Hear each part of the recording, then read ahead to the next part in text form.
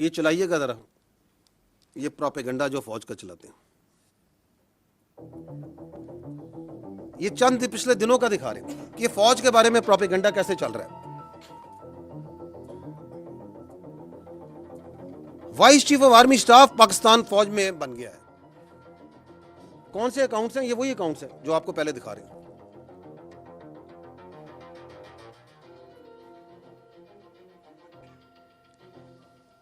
यानी कि एक जनरल ऑफिसर को लेंगे, उसकी तस्वीर लेंगे, उनकी तस्वीर लेके अपना एक बयानिया बनाना झूठा शुरू कर देंगे।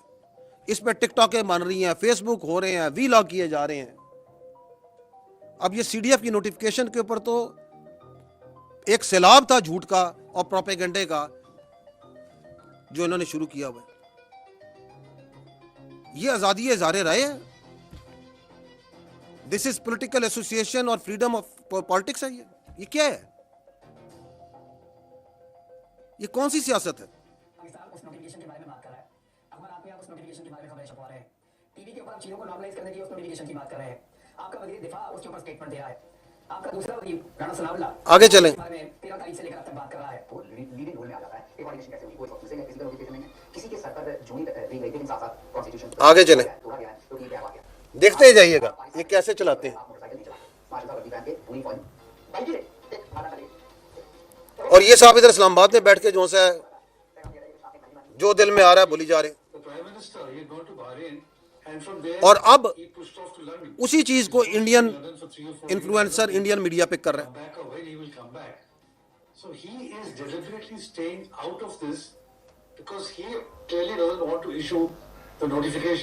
ये कौन सा बयानी है जो मैंने आपको कहा ना कि ये अब नेशनल सिक्योरिटी इशू बन चुका है।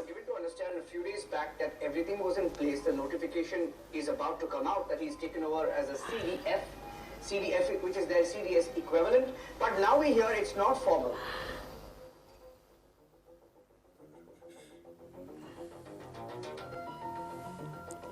साथ साथ बराबर में एक रिटायरमेंट का, एक्सटेंशन का। ओ यार प्लीज ग्रो अप, कोई असल इश्यूज पे बात करें, कोई चीजों को बात करें जो लोगों को मैटर करती है। झूठ ले लेके फौज की एक खबर को लेके ये अफसर उधर चला गया, ये इधर आ गया, वो इधर प्रमोट हो गया, इसने इधर प्रमोट कर दिया। आगे चलें, I don't want to see his face. आगे चलें, निकले आगे इनसे।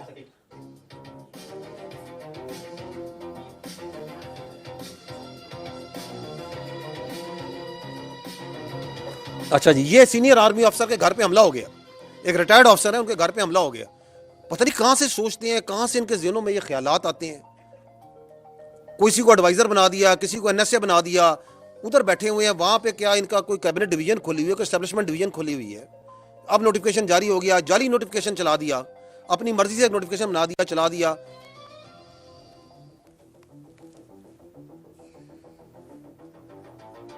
जी, किसी का दिल चाह तो किसी को एडवाइजर बना दिया। फलाना ये सोच रहा है, ये सोच रहा है, और तुम उधर बैठे हुए हो, तुम्हें कुछ पता है। और फिर ये किसने चलाया था कि ये मर गए, और ये चला रहा है चीख चीख के। और ये शख्स याद है आपको, ये अभी 9 मई 10 मई में ये पाकिस्तान का दोस्त है। किस पार्टी का बयानिया चला रहा है, ये क्यों चला रहा है, और घंटों चलाता है। आज भी इससे चला रहा होगा बैठा हुआ। मैं इसलिए कह रहा हूं, and there is no free lunch. ये क्यों चला रहा है? There is a collusion. किसके अल्फाज हैं ये बताएं मुझे, किसके अल्फाज ये बोल रहा है, मुझे बताएं। किस पार्टी के अल्फाज बोल रहा है, किस डिलूजन, किस नार्सिस, किस ज़हनी मरीज के अल्फाज बोल रहा है, और तवातर से बोल रहा है, क्योंकि उनको सर्व कर रहा है, उनको इसका फायदा है। ये कौन सी सियासत है कि जी ये हमारा आईनी हक है, हमारा कानूनी हक है कि हमें मिलवाया जाए, हम ये सोचा कि ये बातचीत जो है पूरी दुनिया तक पहुंचाएं और तवातर से पहुंचाएं।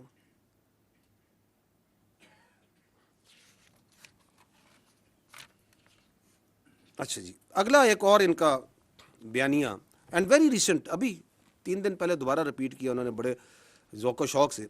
वो ये है कि खारजियों से बातचीत करें। हमले ना करें, ऑपरेशंस ना करें, इंटेलिजेंस बेस्ड ऑपरेशंस ना करें, स्पेस दी जाए ख्वारिज को। अफगानिस्तान के साथ जो पॉलिसी है, ये जो फौज की पॉलिसी है, जो रियासत की पॉलिसी है, ये गलत पॉलिसी है। मैं पहले भी ये बात कर चुका हूँ, सवाल कर चुका हूँ। आप मुझे बताएं कि स्टेट की जो सिक्योरिटी है वो सबलेट की जा सकती है? Is appeasement A security policy? क्या पाकिस्तान की सिक्योरिटी जो सी है वो काबुल के रास्ते से ग्रांट होगी? क्या दिल्ली ग्रांट करेगा पाकिस्तान की सिक्योरिटी को? क्या 6 और 7 मई को अगर इनकी मंतक पे चलें, इस ज़हनी मरीज की मंतक पे चलें, तो ये ज़हनी मरीज की मंतक के मुताबिक तो 6 और 7 मई को रात को जब हिंदुस्तान ने हमला किया, आपकी मसाजिद पे आपके बच्चों को शहीद किया, आपके मदारिस पे हमला किया, आपकी ख़वातीन को शहीद किया, तो ये ज़हनी मरीज़ होता तो ये तो कशकोल लेके बातचीत के लिए चल पड़ता कि बातचीत करते हैं, मसले को हल करते हैं। करता या ना करता अगर इसका बस चलता? क्योंकि वो आपके कैडेट कॉलेज वना पे हमला करते हैं, आपके बच्चों को शहीद करने की कोशिश करते हैं, आपके बच्चे हैं, पाकिस्तान के बच्चे हैं, कबाइल के बच्चे हैं, करते हैं या नहीं करते? ये कहता है बातचीत करें, ऑपरेशन ना करें। ये कौन सी मंतिक है, कौन सी लॉजिक है? और ये जो बातचीत है, इसका बुखार तो इनको बहुत पहले से था ना। कौन कहता था कि पीटीआई का वो क्या कहते हैं दफ्तर खोलना है, इसका खारिज का पेशावर में दफ्तर खोलना है? ये तो कहते थे दफ्तर खोलना है, साफी साहब बैठे दफ्तर खुलवाना चाहते थे। कौन कहता था? जो आज भी कह रहा है कि आप ना करें। ना सिर्फ कह रहा है ना करें, बल्कि लोगों को उभारता है कि ऑपरेशन के खिलाफ खड़े हो, बातचीत करो, हंगामे करो। जबकि हमें और आपको ये पता है, रोजे रोशन से दुनिया को पता है कि security is only guaranteed by standing tall against the evil, the aggressor. There is no other way. भीख से सिक्योरिटी नहीं मिलती। अगर मिलती, अगर अपीजमेंट से मिलती, तो आज लीबिया का ये हाल ना होता, आज गाजा का ये हाल ना होता। और हमें यह भी पता है कि इस रियासत के अलावा ना हमारी कोई पहचान है, ना हमारी कोई औकात है। कोई औकात नहीं हमारी, ना हमारी कोई सियासत है। इसीलिए तो हम, हमारे बच्चे, हमारे सिपाही, हमारे अफसर हर रोज इस रियासत के लिए जान देने को तैयार हैं, क्योंकि वी आर एब्सोल्युटली क्लियर। इसी तरह हमें यह भी क्लियर है कि इसकी सियासत और इसकी ज़ात की हमारे की किसी सूरत भी इस रियासत से बढ़कर नहीं हो सकती, किसी की ज़ात भी।